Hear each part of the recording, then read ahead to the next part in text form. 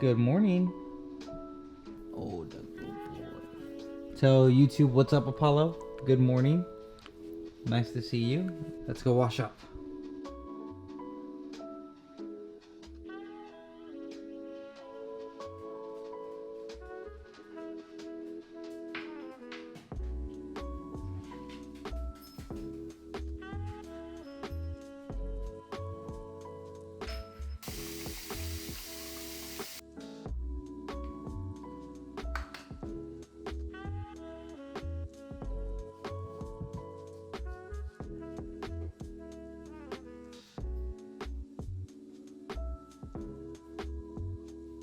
Today's a big day, you guys. My brother and I decided yesterday, Sunday, to fly to Virginia to see my sister because Cameron's going on deployment a little earlier than planned. But I need to get my eyebrows threaded because they are crazy. But there's one big issue that I need to figure out today, and I'll tell you guys about that in a second.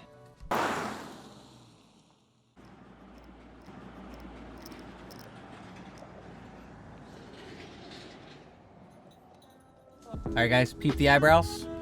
Fellas, I recommend it if you don't. Ladies, y'all already know. I'm gonna go get some food and then I'm gonna catch you guys up on what I hinted at earlier so you're in the loop. So, if you're wondering why I'm into PetSmart, because Apollo is going on his first flight tomorrow and we're figuring this thing out. So I need to get him extra food for the flight, or extra food to like use over there at my sister's house because her dog be eating whatever he wants and my dog is on a strict diet. Strict.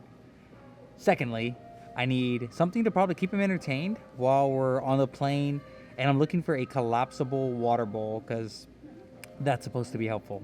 So, we'll see.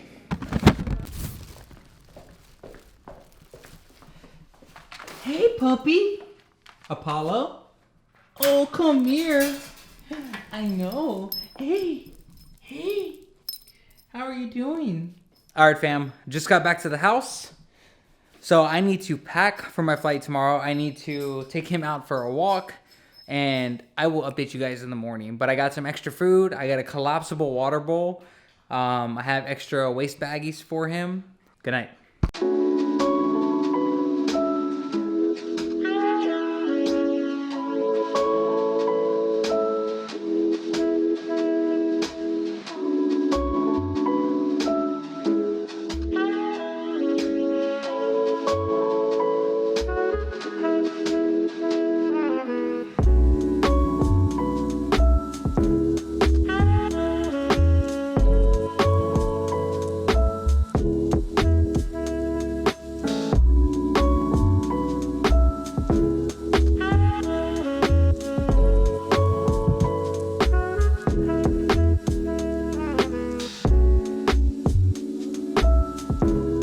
So, in case you're wondering how the flight went, you know, he didn't use the restroom on the plane or like cause a distraction or yell a lot or anything like that. So I guess from that perspective, it was okay.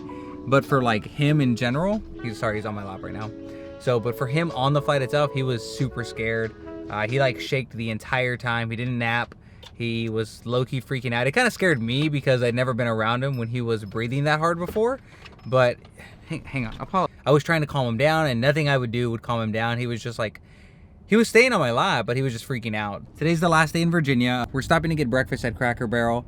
And honestly, after this, we're gonna hang out, kill like half the day. We're flying out at like we're flying out of town at 2 o'clock or around 2. This time on the flight, we're gonna give him a dog-friendly CBD treat a little before the flight to see. I know, right? Good stuff. We're gonna give him that because Crystal had some for her dogs. I'm gonna see if that helps him on the flight, so I will try to keep you guys updated. But I didn't film anything in the last flight because I was so like frantic taking care of Apollo. So hopefully you guys can get a little sneak peek this time. But we're about to go get some breakfast later. All right, Nick, where we at? We're at, Where is this place? John Rivers. This is my grill. Where's your beer? Oh, Nick. I ain't got no beer. I got water. Taking it easy. Nick behaving today. Wait till the layover. I got my IPA. All right, so we board in about 15 minutes. I want to see if this helps Apollo. I didn't want to give it to him coming because I wanted to see how he would do on the flight. Good boy. You might want to text my mom and ask for room for me. I'll do it. I think it's already kicking in. You didn't need it yet. Yeah, no. Hey, eat your treat. How's he gonna? He knows what I'm doing. Apollo, eat your treat. Well, he's doing the worm. Alright, so I don't know what he's doing, but hopefully the treat helps on the flight, but we'll see. Keep you guys posted. January 3rd, Sunday evening.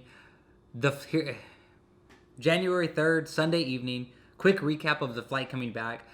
We had 2 flights because there's not a direct flight to Virginia because, well, it's Virginia. No offense, Crystal. The first flight that we took, he was not that great. I mean, he didn't like have an accident or causing a scene. He was just moving around like very, very trying to get comfortable. He couldn't get comfortable. He was very anxious the entire flight, shaking, you know, just panting.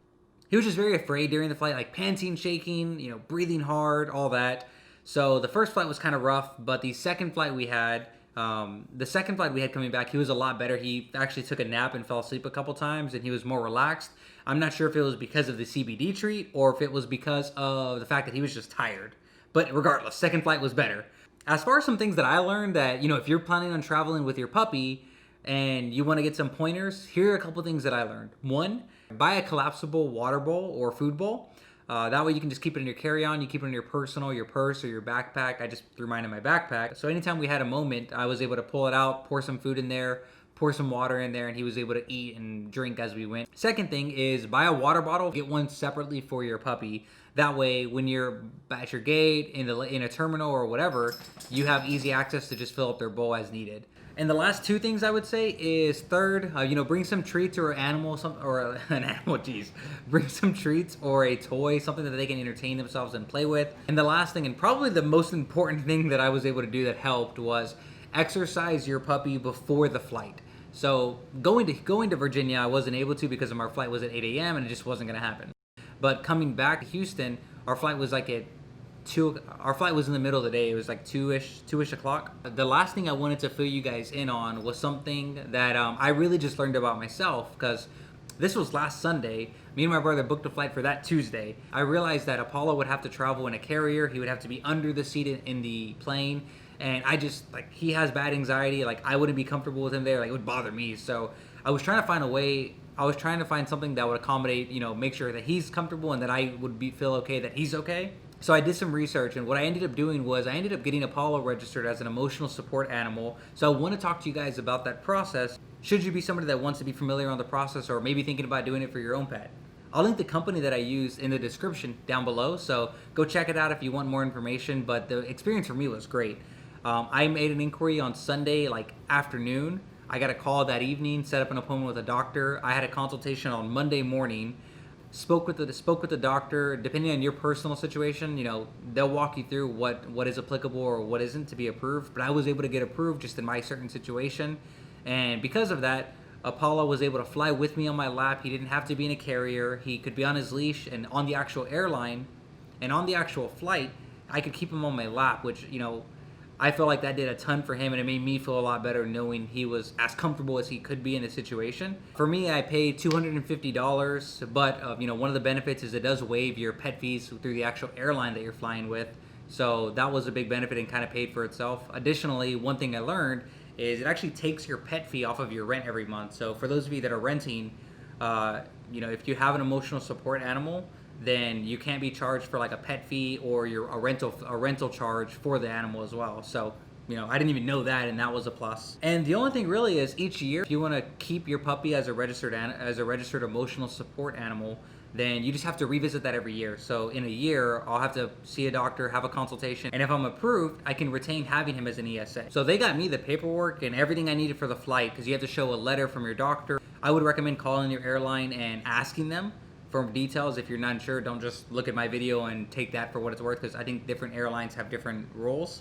But Southwest specifically required me to bring a letter showing that he was registered, showing that I had all the paperwork that he was an emotional support animal.